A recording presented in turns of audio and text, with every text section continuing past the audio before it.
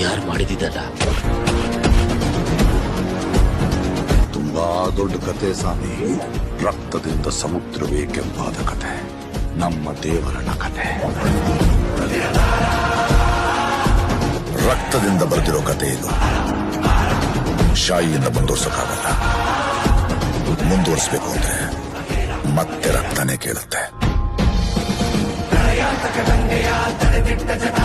ಸ್ಫೋಟ